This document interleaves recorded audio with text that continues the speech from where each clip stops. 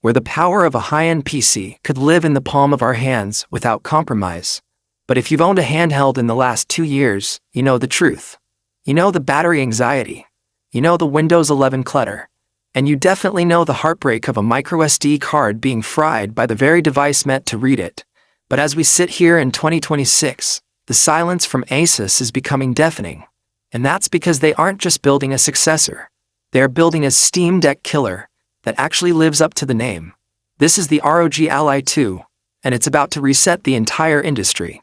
Before we get into the leaked benchmarks of the Z2 Extreme chip, we need to ask the question that no one is talking about. Why did Asus release the Ally X as a stopgap?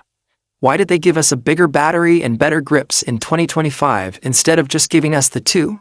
The answer lies in a secret partnership between Asus and AMD that has been 3 years in the making. They weren't waiting for a better shell. They were waiting for the silicon miracle. And that miracle has finally arrived.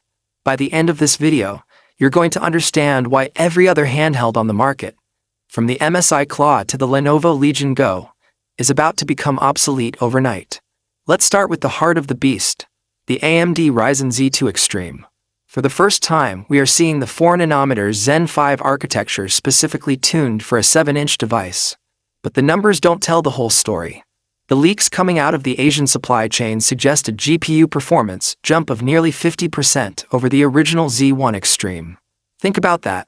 We aren't talking about playing indie games at 60 FPS. We are talking about playing Cyberpunk 2077, Starfield, and the upcoming GTA 6 at 1080p, high settings with ray tracing enabled, on a handheld. This is the console quality promise finally being kept. But power is nothing without a way to see it. And this is where Asus is making their most expensive gamble. The ROG Ally 2 is rumored to feature a 144Hz tandem OLED display. Now, if you're a tech nerd, you know tandem OLED is the tech Apple just put in their $1,500 iPads. It uses 2 layers of OLED pixels to double the brightness without burning out the screen. This means the Ally 2 won't just have deep blacks. It will be bright enough to play in direct sunlight on a beach in Florida or a park in New York.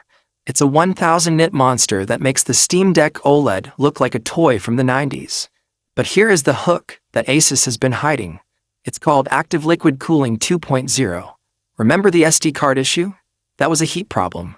For the Ally 2, Asus has reportedly ditched traditional copper heat pipes for a miniaturized vapor chamber that covers 90% of the internal board. They are claiming that the device will run 15 degrees cooler than the original Ally while being 10% quieter.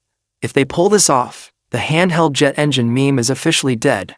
You'll be able to play in a quiet library or a crowded plane without the person next to you thinking a drone is taking off. Now, let's talk about the Windows problem. We all love the freedom of Windows, but using it on a handheld is like trying to drive a semi-truck through a drive-thru. It's clunky. It's messy.